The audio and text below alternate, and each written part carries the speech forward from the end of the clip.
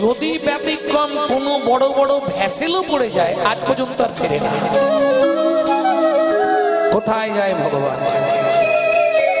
মা কি দেখো আমি তো ছেলে, তোমাকে নিয়ে যেতে পারবো, কিন্তু যেতে গিয়ে যদি আমাদের নৌকাটা ওইখানে পড়ে যায়, আমি ছেলে হয়ে মাকে সলিল সমাধি দিতে পারবো? কাঁদতে কাঁদতে মা বলছে, খোকা তার থেকে বুঝে গেছি আমি তোর কথাটা, মানে আমার এ জীবনে গঙ্গাসাগরের জলে স্নান করা হবে না। তুমি কাঁদছো মা? দেখি দেখি দেখি কি তুমি আমার মাথায় হাত দিয়ে আশীর্বাদ করো মা, আমি গঙ্গাসাগরে নিয়ে গিয়ে তোমাকে গঙ্গা স্নান করাতে পারবো না। তোমার আশীর্বাদ আমি মাথায় নিয়ে বলছি মা, শুধু তোমার জন্য পতিত পাবনী মা গঙ্গাকে সুদূর গঙ্গাসাগর থেকে আমি এই নদীয়ার বক্ষে টেনে আনবো।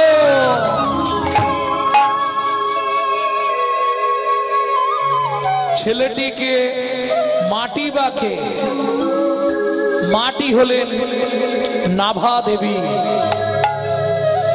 ছেলেটি হলেন কমলাক্ষ। ঠিক মকর সংক্রান্তি, যার পরিচিত নাম অদ্বৈত আচার্য, ডাক নাম ছিল কমলাক্ষ। ঠিক মকর সংক্রান্তির আগের দিন ওই শান্তিপুর বাবলার তলায় দাঁড়িয়ে, কেন পূর্বলীলায় যিনি ছিলেন দেবাদিদেব মহেশ্বর, যার মস্তকে গঙ্গা বাঁধা, ওই শান্তিপুরের মাটিতে দাঁড়িয়ে হুঙ্কার দিতে শুরু করলেন, কোথায় পতিত পাবনী মা গঙ্গা? ভাবুন, উত্তরাভিমুখী গঙ্গা ডায়মন্ড হারবার হয়ে, দক্ষিণেশ্বর হয়ে, কালীঘাট হয়ে, দেখুন কোন দিক দিয়ে আসছে। বোঝা গেল এদিক দিয়ে গঙ্গা যায়নি, ওদিক থেকে এসে গঙ্গাসাগরে স্টিল হয়ে গেছিল। তারপরে আচার্য, ভক্তমন্ডলী, ভক্তিমতী মায়েরা যখন নদীয়ার ভাগ্যাকাশে প্রবেশ করলো, অদ্বৈত আচার্য দূর থেকে দেখে আনন্দে বুক ভরে গেল। তোমার এত সুরের বৈচিত্র্য, তোমার এত সুর নীনা, তোমার এত সুরের তরঙ্গ, আমি অদ্বৈত আচার্য এই নদীয়ার বক্ষে বাবলার তলায় দাঁড়িয়ে আজ থেকে তোমার নাম দিলাম সুরধ্বনি।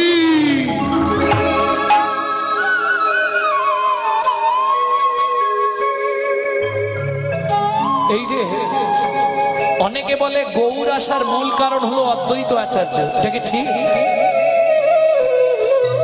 মূল কারণ কিন্তু অদ্বৈত আচার্য নয়।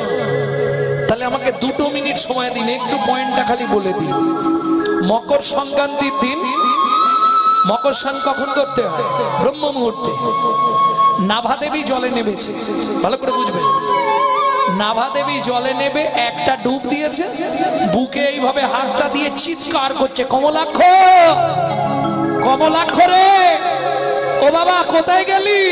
অদ্বৈত আচার্য ভেবেছে মায়ের পায়ে কিছু কামড়েছে, মনে নিশ্চয়ই মাকে কিছুতে আক্রমণ করেছে, নালে মা এমন চিৎকার করবে কেন? ও যে অবস্থায় ছিল, ওই ছুটতে ছুটতে গিয়ে জলে ঝাঁপ দিয়ে মাকে পাঁজা করে ধরেছে। মা, মা তোমার কি হয়েছে? আর কথা বলছে, ওমা কথা বলো, পায়ে কিছু কামড়ালো? ওমা কি হলো তোমার? কথা বলো। বেশ খানিকক্ষণ পরে নাভা দেবী চোখ খুলে হাসছে, কিচ্ছু হয়নি, তোকে জলে নামাবো বলে এটা করলাম।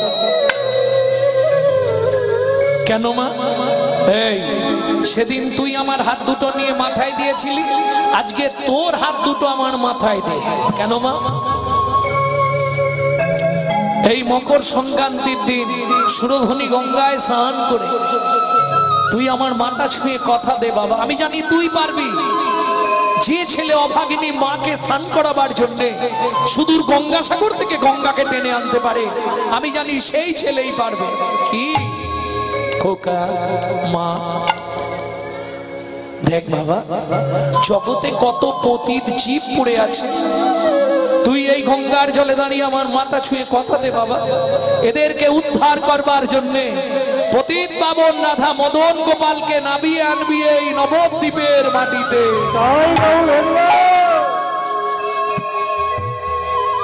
মায়ের মাথাটা ছুঁয়ে সেদিন কথা দিয়েছিল, মা পারবো কিনা জানি না, তবে শাস্ত্রে বলে মাতৃভক্তি অটুট যত, সেই ছেলে হয় কৃত্রি তত। তুমি আশীর্বাদ করো, আমি চেষ্টা করব। একদিন দুদিন নয়, 12 বছর তুলসী দিয়েছে, 12 বছর। দুটো করে তুলসী পাতা দিত, সেটা নিয়ে গিয়ে সুরধনির জলে আবার ফেলে দিত। আজকে ফেলে দিয়ে অদ্ভুত দৃশ্য, যেদিকে ও জলের স্রোত সেদিকে তুলসী যাচ্ছে না, তুলসী উল্টো দিকে যাচ্ছে।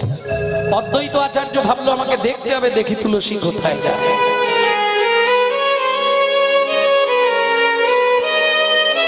দেখি তুলসী কোথায় যায়, দেখি তুলসী কোথায় যায়, ব্রজে নাকি নদিয়ায়।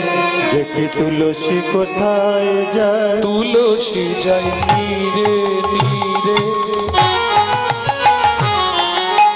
আচার্য যায় তীরে তীরে। তুলসী যায় নীরে নীরে, আচার্য যায় তীরে তীরে। তুলসী চলে, তিনি ডেঙ্গায়। এবার যখন আড়াআড়ি এপার থেকে ওপারে যাচ্ছে নবদ্বীপ গঙ্গার ঘাটে, আচার্য কি করবো, ওই ঝাঁপ দিয়ে পড়েছে। একদিন দুদিন নয়, মহাপ্রভুর থেকে 52 বছরের বড়। ভাবতে হবে,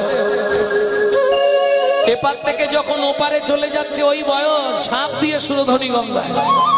এইবার ওপারে গেছে, কিন্তু মেয়েদের ঘাটে তো মেয়েরা স্নান করছে, আর তুলসী গিয়ে এক মাকে বারবার প্রদক্ষিণ করছে। এটা আপনাদেরও হবে, জলের স্রোত থাকলে দাঁড়িয়ে গেলে না, জল গায়ে লেগে ঘোরে। মা গন্ডুসে জল তুলেছে, তুলসী ভেতরে চলে গেছে। আচার্য তো কিন্তু তখন ঘাটে উঠতে পারছে, মেয়েরা স্নান করছে, উঠবে কি করে, দূর থেকে দেখেছে ওই জলের মধ্যে। আর যা ভেতরে গেছে, সঙ্গে সঙ্গে অষ্টসাত্ত্বিক ভাবে বিকার শুরু হয়েছে। ও তো উঠে একবারে ভিজে কাপড়ে ভিজে চুলে চলে যাচ্ছে। আচার্যদেব ভাবলেন যদি মেয়ে ছেলের পিছনে পিছনে যাই লোকে খারাপ ভাবলো। ও মা, এই যে ও মা, এই ভদ্র মহিলা ছুটতে ছুটতে চলে গেল, ওটা কে গো, আপনি চেনেন না? ও তো নীলাম্বর চক্রবর্তীর মেয়ে। আরে আমার বাল্যবন্ধু নীলুর মেয়ে, এত বড় হয়ে গিয়ে আবার বিয়েও হয়ে গেছে। কারো জানার দরকার নেই, নীলুকে একবার কথাটা জানিয়ে রাখি। নীলু, এই নীলু, নীলু আছিস নাকি? আরে বন্ধু, অনেক দিনের পর, কি ব্যাপার? বলে শোন, তোর মেয়ের বিয়ে হয়েছে তো? হ্যাঁ, কোথায়? ওই তো নবদ্বীপে। শোন একটা কথা বলি, কি খুব তাড়াতাড়ি তোর মেয়ে গর্ভবতী হবে। শালা বুড়ো বয়সে ধীরে সব এইসব তুই জানলি কি করে? আরে জানলাম মানে শুধু তাই নয়, একটা নয় 2 পিস গেছে। রাধা গোবিন্দের 2টো চরণ তুলসী গেছে। যদি 2টো হয় ভালো, আর যদি একটা হয় জানবি 2টো মিলে একটা হচ্ছে।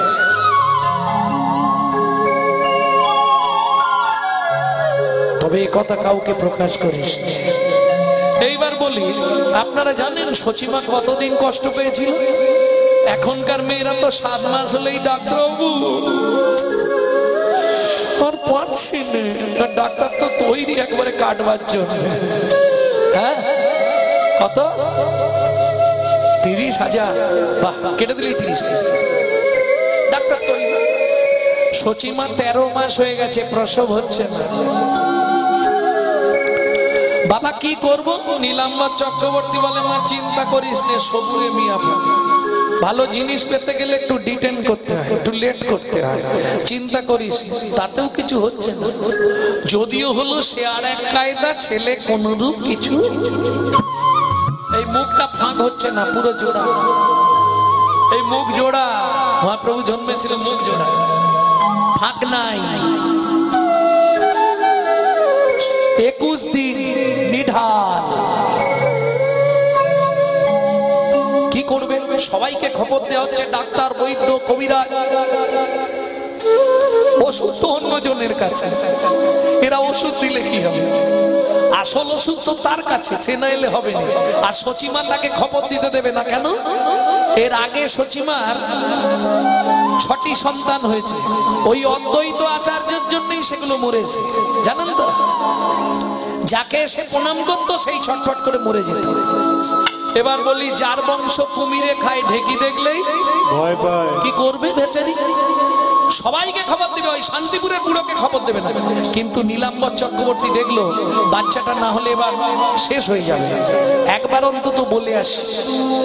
নীলাম্বর চক্রবর্তী বলেছিল যে অদ্বৈত বাবু যাবে, ও আর কথা নেই, ও তো এসেছে। আর সচিমা যেই আওয়াজ দিয়েছে, ও সচি, সচি, আরে ও সচি, শুনলাম তোর ঘরে নাকি চাঁদ নেমেছে, দেখি দেখি দেখি দেখি। সচিমার কারবার দেখি, বাচ্চাটাকে না চিপে কোলের মধ্যে ধরে রেখে চাপা দিয়ে যাচ্ছে। এই যে সে এখন ঘুমাচ্ছে, তুমি ফিরে যাও, এখন দেখা হবে। কিন্তু ধর্মের কল বাতাসে নড়ে, ব্যাস নিচে দিয়ে নড়ছে। মায়ের শাড়ির আঁচলের তলা দিয়ে হাত ছানি দিয়া ডাকে, আয় কাছে হাত ছানি দিয়া ডাকে, আয় কাছে ও গহিয়ার রস লাগি, হরি হরি হরি হরি হিয়ার পরশ লাগি,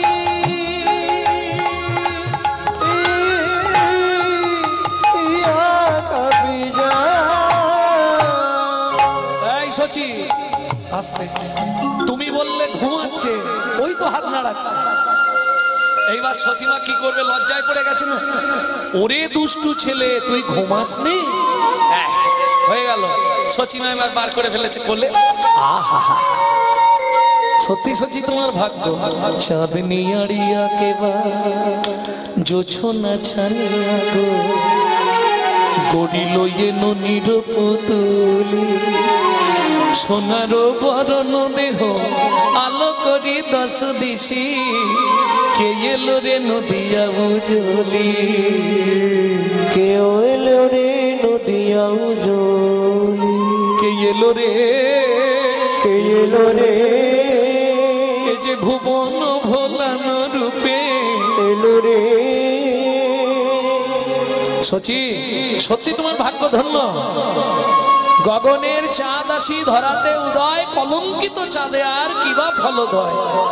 আর চাঁদ উঠুক না উঠুক দরকার নেই, তোমার ঘরেই চাঁদ এসে গেছে। এই যখন কথা বলছে দুজনে, কে কে? দুজন যখন কথা বলছে, অদ্বৈত আচার্য আর শচী ঠাকুরানী। আরে যতই রাগ করি, কথা বলছে যখন দু একটা তো বলতে হবে, তাই না? রাগ আছে মনে মনে, কিন্তু কথা তো বলতে হবে। যখন দুজনে কথা বলছে, তখন এক আকস্মিক ঘটনা ঘটে গেল। কি হলো? এই কথা বলতে বলতে ঝম্প দিয়ে পড়ে শিশু, শিয়া চার জোর তোলে, কর্ণমূলে বদন দিয়ে কিছু কথা বলে, কর্ণমূলে বদন দিয়ে কিছু কথা বলে। দাও দাও মাকে দীক্ষা দাও গো, দাও দাও মাকে দীক্ষা দাও গো, হইলে দুগ্ধ পান করবো না। দাও দাও মাকে দীক্ষা দাও গো, হইলে দুগ্ধ পান করবো। মায়ের দেহ শুদ্ধি করে দাও হরি, হইলে দুগ্ধ পান করবো না, শুদ্ধি করে দাও, হইলে দুগ্ধ পান করবো না। দাও দাও মাকে দীক্ষা দাও গো, দাও দাও মাকে দীক্ষা দাও গো। অদ্বৈত আচার্য সচিমার কর্ণমূলে কৃষ্ণ নাম দিল, দেহ শুদ্ধ হলো। তবে 21 দিনের পর মহাপ্রভু স্তনদুগ্ধ পান করলেন। নিতাই গৌর হরি। যারা জানতে চাইছিলেন দীক্ষা নেয়ার কি প্রয়োজন, তারা বুঝে নেন।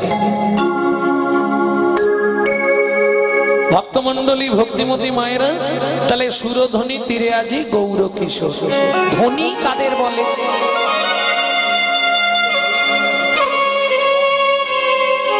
ধনী কাদের বলে? আরে যাদের অনেক টাকা পয়সা আছে, ধন সম্পত্তি আছে, তারাই ধনী। কে? চৈতন্য চরিতামৃতের মধ্যলীলার অষ্টম পরিচ্ছেদে রায় রামানন্দকে মহাপ্রভু গোদাবরী গঙ্গার তীরে জিজ্ঞেস করছে, বলো তো রায়, বিদ্যা মধ্যে জীবের কোন বিদ্যা সব? রায় কহে কৃষ্ণ প্রেম বিনা জীবের বিদ্যা নাহি, বিদ্যা নাহিয়া। আমরা তো ওই এতেই অহংকারে মরি, আমি এমএ পাস, আমি বিএ পাস, আমি বিটি, হ্যাঁ আমি পিএইচডি করেছি, বাবা ওই অহংকারেই আমরা শেষ। রাধে। কিন্তু বিদ্যা মধ্যে কোন বিদ্যা স্যার? রায় রামানন্দ বলছে, প্রভু কৃষ্ণ প্রেম বিনা জীবের বিদ্যা নাহিয়া। রায় এত যে সম্পত্তি, কোন সম্পত্তি গনি? রায় রামানন্দ মহাপ্রভুর চরণের দিকে তাকিয়ে তাকিয়ে কাঁদে আর বলে, প্রভু গো, ও প্রভু গো, রাধা কৃষ্ণে প্রেমে যা সেই বড় ধনী, সেই বড় তাহলে ধনীকে, যার ঘরে অনেক ধন আছে সেই হলো ধনী, তাই তো? বেশ না, তোমরা খালি মাঝখানে ঘাট নেড়ে দাও কেন? আমি যখন প্রমাণ করে দিই তখন তোমাদের মুখগুলো এইটুকুটুকু হয়ে যায়। যার ঘরে অনেক ধন আছে সে ধনী নয়? হ্যাঁ? এই শোনো, আমি প্রমাণ দেব, তাতে দরকার হলে গৌরচন্দ্রিকাই চলবে। যার ঘরে ধন আছে, যার ঘরে সোনা আছে, তারাই হলো পারমার্থিক জগতের ধনী।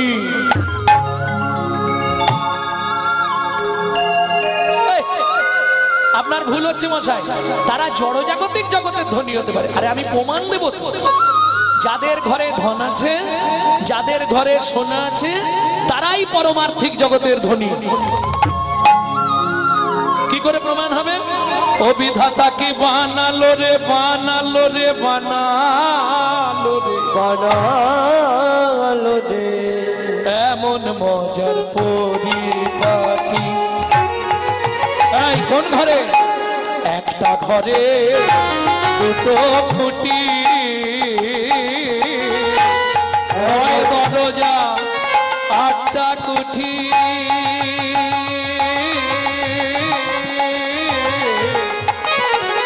ঘরের নয় দরজা, আটটা কুঠি, চার জানালা দিয়েছে, কোন ঘরেতে বসে বিধি সৃজন করেছে, কোন ঘরেতে বসে বিধি সৃজন করেছে। এই যে যত ভালো মিস্ত্রি হোক, চারটে খুঁটি তাকে দিতেই হবে, কি? তাহলে ঘরে জল পড়বে না। কিন্তু ভগবান যে ঘরটা সৃষ্টি করলো, দুটো খুঁটির ওপর এতখানি ট্যাকচার। এ তো ছোট ট্যাকচার দেখছেন, কলকাতার দিকে চলুন, 1 কুইন্টাল 1.5 কুইন্টাল একটা ট্যাকচার। কিন্তু মজাটা কি জানেন? সব দুটো খুঁটির ওপর দাঁড়িয়ে আছে। যেগুলো খুব হেলে গেছে সেগুলো ঠেকঠুক দিয়ে আর একটা খুঁটি বাড়াতে হয়েছে, নাহলে সব দুটো খুঁটির ওপর। কি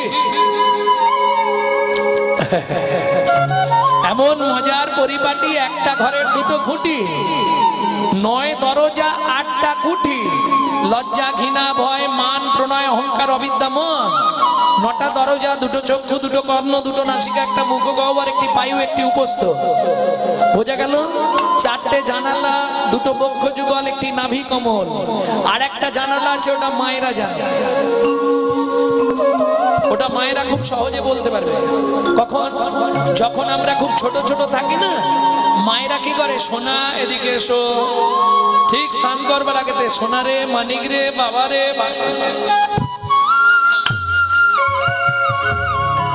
কোথায় দেয়? তেল নিয়ে। কি বলেন এটাকে? ব্রহ্মতালু। এখানে কি আছে? রামকৃষ্ণ কথামৃতের 3য় খণ্ড থেকে বলছি। এখানে আছে ব্রহ্ম জানালা। ও গিরিশ, কারো কারো যদি একবার গুরু কৃপায় ব্রহ্ম জানালাটা খুলে যায় রে, ব্রহ্ম জানালা খুলে যায় রে, তার ঘরে বসে কৃষ্ণ দর্শন হয়, তার ঘরে বসে কৃষ্ণ দর্শন হয়, কিন্তু পর্ষণ হয় না। কিন্তু দর্শন হয় না। কেন গো? বললে এটা দরজা নয়, জানালা, জানালা, জানালা। এই তত্ত্ব মানেই বাঁধাকপি, ছাড়ালেই বেরোবে। হরি বল। আচ্ছা সংক্ষেপেই বলি, সময় কম তো। জানালা দিয়ে বেরোনো যাবে? বেরোনো যাবে না। কেন? উমা, জানালায় রড দেওয়া থাকে। আরে বাঁশের হোক, কাঠের হোক, লোহার হোক, স্টিলের হোক, গিলের হোক, দেওয়া থাকে না। তাহলে জানলা দিয়ে বেরোনো যাবে না। আমাদের যদি এটা ব্রহ্ম জানালা হয়, এর রড কোনগুলো? আমার ছেলে, আমার মেয়ে, আমার বাড়ি, আমার গাড়ি, আমার টাকা পয়সা, আমার আমার আমার আমার। ঠাকুর বলছে গিরিশ, কষ্ট করে শুধু আটা বাদ দিয়ে দে, দেখবি সবই মার, সবই মার, সবই মার, সবই মার, খানা বাদ দিয়ে দে না, সবই মার, সবই মার, খানা বাদ দিয়ে দে না। বলি আমার আমার আর রবে না। হরি হরি হরি।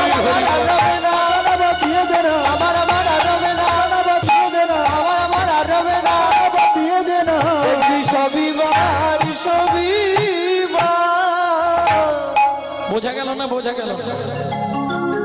আমি আমি করি চিনিতে না পারি, আমি আমি করি চিনিতে না পারি, আমিতেই আমি আছে কি রতন, আমাকে আমি আছে কি রতন, যার শক্তির বলে বেড়াই চলে ভুলে, তারাই চলে বললে আমার আমি গেলে দেহ পতন, আমার আমি গেলে দেহ পতন, চাই আমি আর পাতায় কাঁচাই আমি আর পাতায়। এই মুর্শিদাবাদ আমের দেশ। তোমাদের এই কোন আমটা ভালো গো, কাঁচা না পাকা? কি গো, কিরম ভালো লাগে, কাঁচা আম না পাকা আম? যেটা বলবে সেটারই ব্যাখ্যা করো। পাকা আম ভালো, কাঁচা আম ভালো নয়? একটুখানি ছেলেও বুঝে গেছে কাঁচা আম ভালো, পাকা আম ভালো। তো এপাড়া কি বলবে, পাকা না কাঁচা? কাঁচাই ভালো। এবার আমের সঙ্গে এই যোগ করো, আমি কোন আমিটা ভালো, কাঁচা আমি না পাকা আমি? আম যদি কাঁচা ভালো হয় তাহলে আমিও কাঁচাই ভালো। ফাঁদে পড়ে গেছে, আর রাস্তা নেই। কাঁচা আমিটাই ভালো। কাঁচা আমি কোনটা? আমি এই বাড়ির মালিক, আমি এই ব্যাংকের মালিক, আমি এই জায়গার মালিক, আমি কর্তা, আমি কর্তা। এ কথাটি সবাই বলে। যেদিন কালাকালের কর্তায় আসে, লাথি মেরে দেয় রে ফেলে, লাথি মেরে দেয় রে ফেলে। তাহলে কাঁচা আমিটা বোঝা গেল। পাকা আমি কোনটা? কাঁচা আমি তো বুঝে গেল, পাকা আমি কোনটা?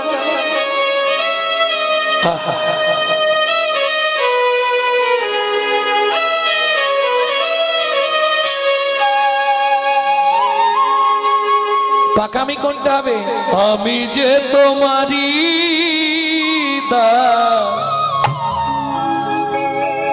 তুমি যে আমার প্রভু,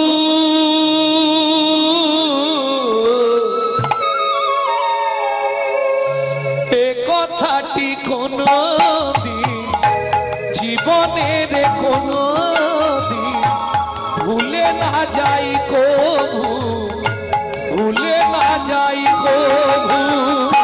আমি যে তোমারি দাস, তুমি যে আমার প্রভু,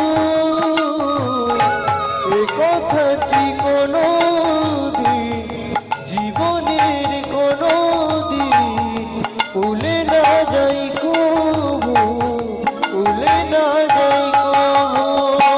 ভুল করে যদি ভুলে যায়, কেসে ধরে টেনে নিয়ে দিও একটু ঠাই, দয়া দিও একটু ঠাই। ভুল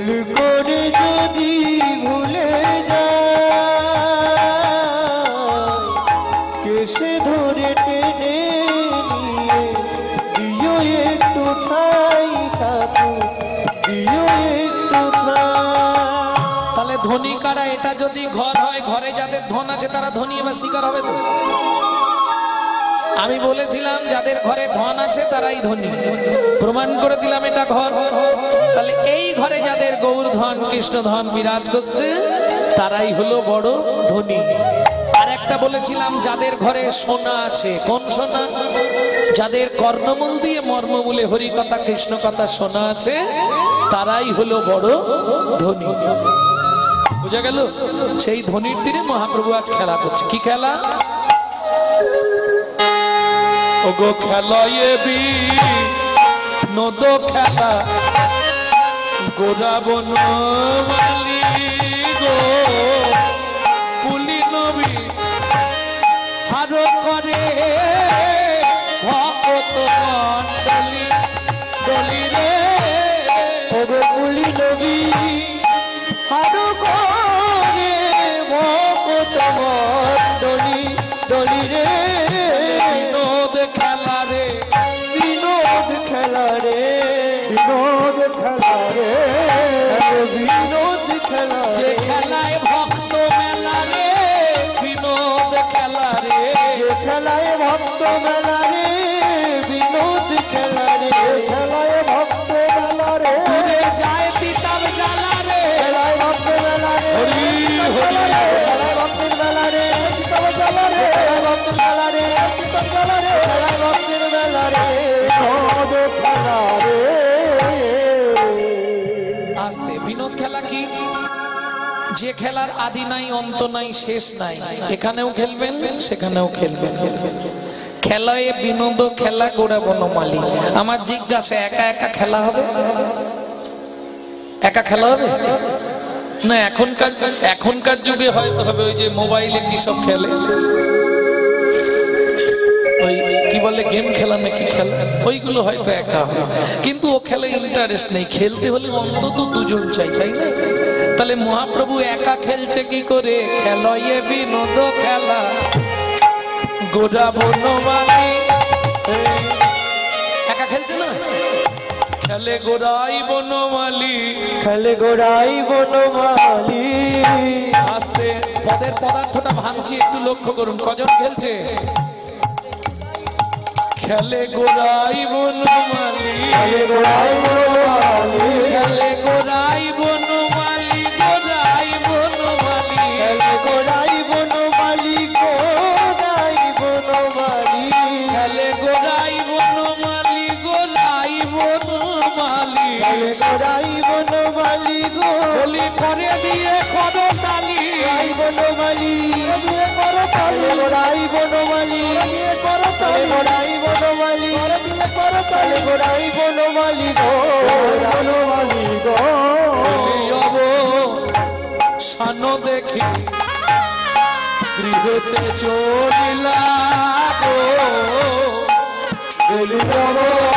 সানো দেখি গৃহেতে চলিলা গো, জননী চরণে আসি প্রণাম করিলা, করিলা